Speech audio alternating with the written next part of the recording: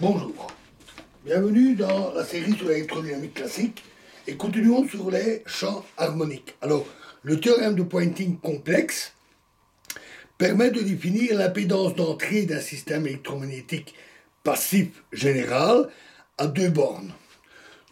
Supposons que ce système soit enfermé dans un volume V. Donc on a le système avec ces deux bornes et le volume V, qui est délimité par une surface S et un vecteur normal N à cette surface.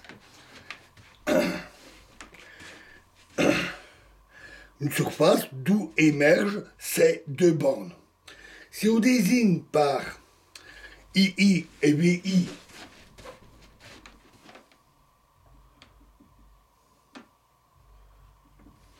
et VI les courants et tensions d'entrée harmoniques complexes, la puissance d'entrée est 1/2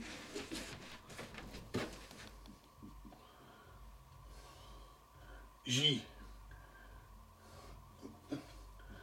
I star VI.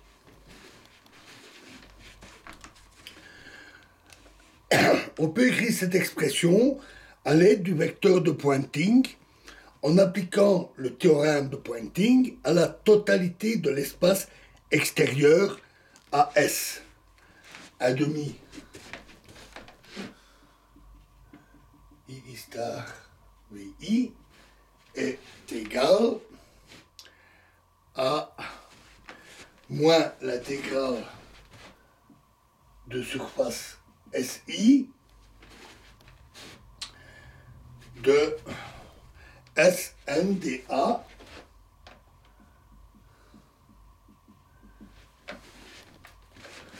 où N est le vecteur unité, donc normal, à S est orienté vers l'extérieur. Et on a supposé que le flux de puissance entrant dans V est confiné en fait à l'air SI. Par exemple, pour un câble coaxial, si on a un câble coaxial comme ceci, avec le point d'entrée, le point latéral, le point central, le point extérieur, la surface SI est celle-ci.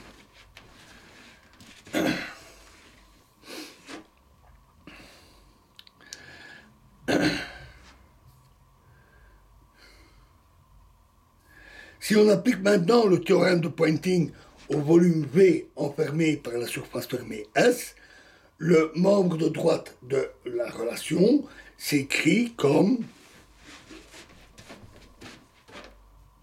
égal à 1/2 intégrale sur V de J astérisque E d cube X plus 2I oméga intégrale sur V de WE moins WM d cube X plus l'intégrale de surface sur S moins SI de S NDA. Ici, l'intégrale de surface représente le flux de puissance sortant du volume V à travers la surface S à l'exclusion de la surface d'entrée. Si la surface S-SI est rejetée à l'infini, cette intégrale est réelle et représente les pertes radiatives. On y reviendra. Aux basses fréquences, ces pertes sont généralement négligeables. Il est alors inutile de faire la distinction entre SI et S. Et on peut utiliser uniquement le premier schéma. L'impédance d'entrée est notée Z égale R moins JIX, je garde ici une notation de physicien. Un ingénieur électricien va plutôt utiliser JX, J pour le nombre imaginaire, quoique pas toujours, ils utilisent aussi souvent I, et alors surtout, ils utilisent un plus, la convention est différente, nous on va garder la convention physicienne. C'est juste un changement de signe de X, hein, donc c'est pas un problème.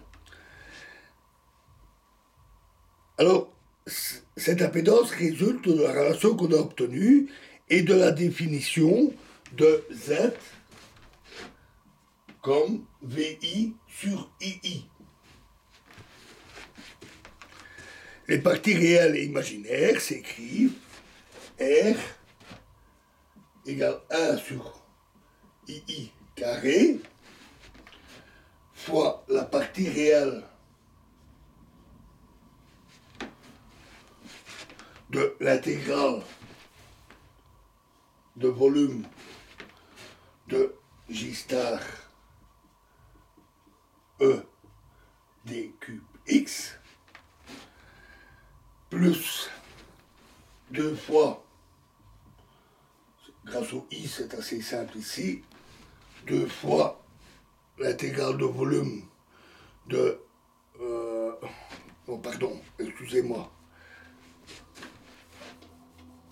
2 fois l'intégrale de surface, S moins SI, pour être complet, de SNDA,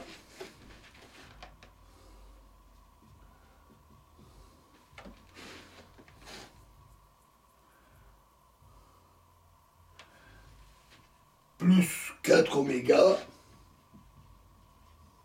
partie imaginaire, de l'intégrale de volume de Wm, donc puisqu'on a un I, donc c'est bien la partie imaginaire, Wm moins We d cube X.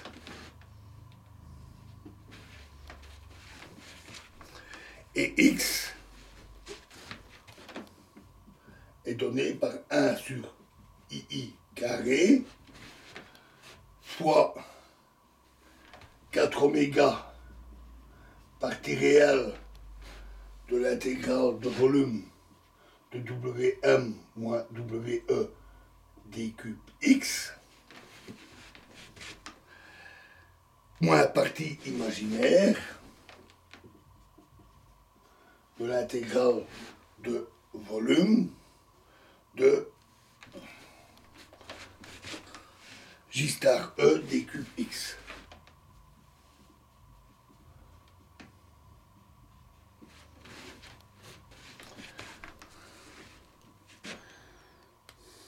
Dans ces relations, on suppose que la puissance sortante de S est réelle.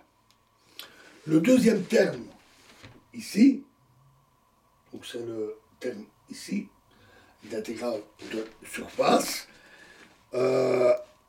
est donc la résistance radiative, qui est importante aux hautes fréquences. Aux basses fréquences, si les seules déperditions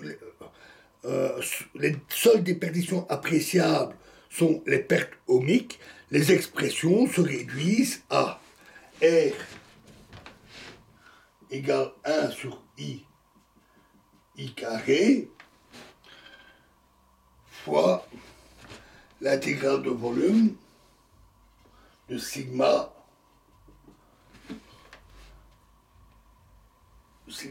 E au carré d cube X. Et X est égal à 4 oméga sur I carré fois l'intégrale de volume de Wm moins We d cube X. Sigma est ici la conductivité réelle et les densités d'énergie Wm et We sont également réelles sur la quasi-totalité du volume.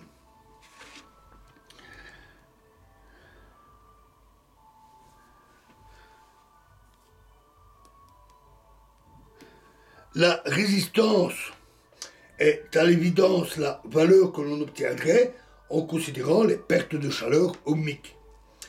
La réactance a elle aussi une forme plausible.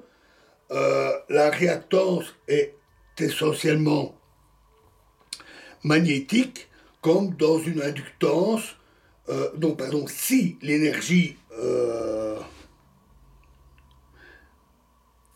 Si l'énergie emmagasinée est essentiellement magnétique, comme dans une inductance localisée, la réactance est positive, etc. Donc, si c'est électrique, alors c'est la capacitance, etc.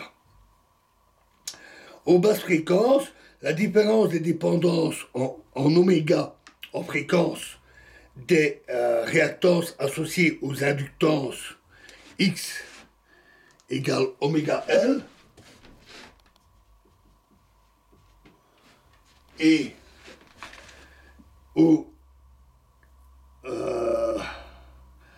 aux capacités X égale 1 sur oméga C. C'est une manière aussi de définir l'inductance et la capacité. S'explique par la définition de L en termes de courant et de tension. V est donné par